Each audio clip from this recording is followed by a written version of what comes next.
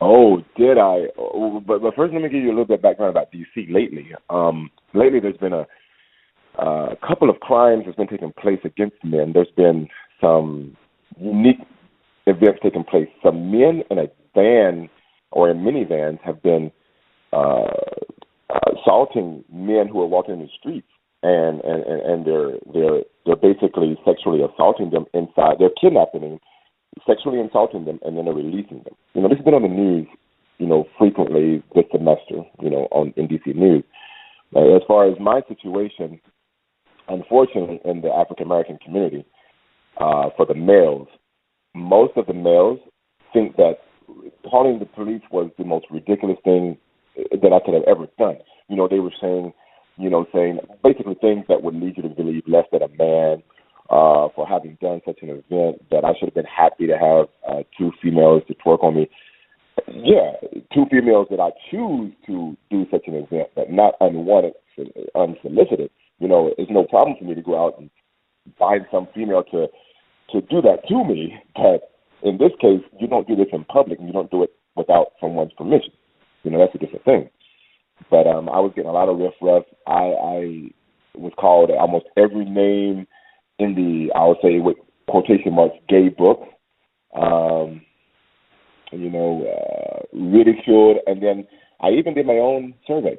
But before I even put my face in the media, I would walk around to several restaurants or several locations or gyms or whatever, and I would ask people how they felt about what happened. And then it's funny, I even asked a police officer that was in PG County, Prince George's County, which is one county over to D.C., at a TGI Fridays when he was patrolling that area. And he literally said, that guy was ridiculous for reporting that. That was some weak, excuse my French, that was some weak shit, quote. And I was like, you really think so? I asked him, I said, what if they were going to try to hurt him? Well, regardless, he should have been happy that those girls were doing it. And I was like, well, I'm glad to know you're a police officer, sir. You really haven't made it. I'm the guy. And all he can do was just look at me with this blank stare. But every female, this is the ironic part, every African-American female that I asked about the incident, they were very supportive. It's like the females understand the severity of it, but many of the males did not. Wow, that's very interesting. Actually, but yet the males. Is that again? Yes. Yeah, I think that's really interesting. Oh, I'm sorry. I think that there's a delay in the line. Please finish what you were trying to say. I'm sorry about that. Oh, I'm sorry, but yet the African-American males will be the first ones who call an African-American female a bitch whenever she sues him for child support because he decides to have sex with her and didn't want to take care of his responsibility. You see how it's like a reverse trend. But female twerkers who are doing the opposite thing get praise for it. I don't get the way our double standard society thinks. I wish I understood it. Right.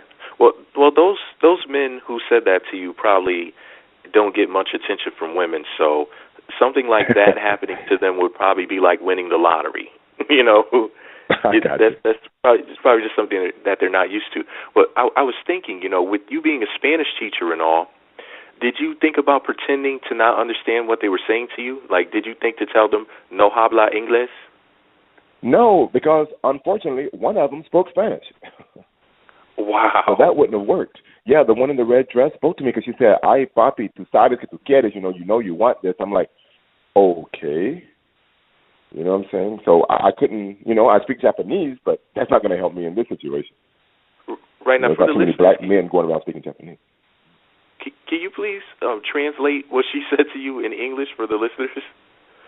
Oh, my bad. I'm sorry. She's like, "Ay, papi, you know you want me to take. No, you know you want to go with me. Take me with you. You know you want it. She said it about 2 or 3 times. After I told her no, stop, leave me alone. I'm on the phone. Leave me alone. I'm ready to go. All this. She didn't care. They didn't care. They wanted what they wanted. Wow. They were extremely aggressive. And is there any truth? Is there any truth to the claim that these women were prostitutes? Because that's what I've been hearing, but it hasn't been confirmed yet.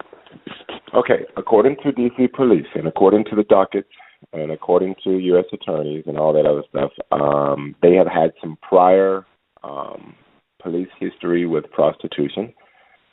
In fact, one of my friends from the gym also was attacked the same way at a Shell station on that same street, but he decided not to report it.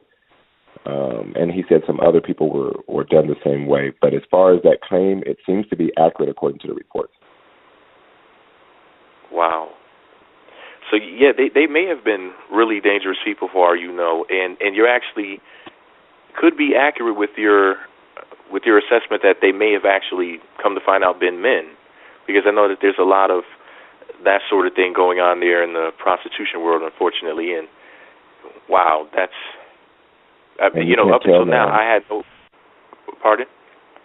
You cannot tell, man. I'm telling you, up here in D.C., I don't screaming against anybody, but there are so many transgenders, you wouldn't believe it, and they look so real.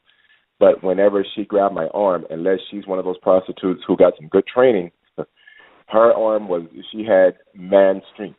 And I'm like, when I tell you man strength, there's no female that I know who could have taken a football throw. You know what I'm saying? I really threw her, and she still caught her fall. It's just remarkable. If she's a woman, I have to give her accolades for having men's strength. Right. Now, if these women were not quite as aggressive as they were, if they, just came to you in a respectable way, would they have had a chance of possibly scoring a date or getting your number or anything? No, not at all. I don't meet people at gas stations. If I want to meet people, I meet them at church or at school where I work. There's plenty of teachers who are single. Plenty of anybody respectful that are single. And really, when women have to understand that when you come on to a man, period, it's going to be like suspicion of ease. And really, a man wants a woman who can be chased a little bit, to be respectful. But that's just how I was raised. I'm old school. Right. I just want to take things back a little bit to the whole reaction from the gas station attendants. Now, it was pretty typical of society, in my opinion, and if the roles were reversed, society as a whole would have reacted, in a completely different way. If two men were harassing a female, it would have been considered an immediate threat on her safety, and the gas station attendants would have most likely either called the police for the female or possibly even physically intervened. Now, I know that the workers at the gas station didn't really help you that day, but did they egg the women on in any way or laugh or do anything? They were like that? sitting there laughing at it, and like I was like, what the F? You know what I'm saying? You said them laughing. This situation is not funny at all, man. Because when I tell you, when they were grabbing, they weren't just barely touching penis. They were like like really had their hand on it, and I'm like, get off me. You know what I'm saying? Leave me alone. Stuff like that. It was nothing to laugh at, to be honest. Now I look at it, it may look funny from the video, the way they showed it, but trust me, being me, it was not funny at all. Are you familiar with the street harassment videos, such as the catcalling videos on YouTube? I have not seen any yet. Well, for some time, it was probably about a year ago, women's groups were producing and uploading videos online, for example, where like a woman would walk down the street and like random men would like approach her, try to get her phone number, try to score a date, etc. And a lot of the men were just saying things like, how are you doing today, beautiful? Things like that. But they were basically saying that it was catcalling and it's harassment. Now, feminists went crazy over these videos, and, I didn't hear one word from any women's group or any feminist individuals about your video. Did any women's groups or feminists in general reach out to you about the incident? Well, I will tell you that there was the reporter who from Channel 7. I can't remember the initials for that TV show or that television news show, but the woman from Channel 7 named Jennifer, I can't remember her last name, but it's in one of the videos. She was very sympathetic, to be honest. She was telling me that I did the right thing. She said it was gross, it was humiliating, etc. She was very understanding. Most of the females that I spoke to did, but as far as a group, Organizational group? No group has yet to reach out to me. No. Do you think more laws should be created or the existing laws should be altered to better protect men and boys from sexual abuse? Until I found out that she did or they did these things to other men, I would have said no. But now that I know for a fact that they did these things to other men, I do think that there's something needs to be set in place because obviously their psyche is just not right. And who's to say that they don't do this to a underage boy? Because many of our youth look like adults. I mean, even some of the middle school children that I teach look like they can be about 17 or 18. So that even puts children at risk. And I don't like that. And they just they're giving her sentencing on Monday because she took a plea bargain. So I'm waiting to see how that works out. Wow. So, yeah, I'll definitely have to look into getting an update because I'll definitely have to make a YouTube video about it and let everybody know what the outcome was. Now, you're not going to press charges. Here's the thing in D.C.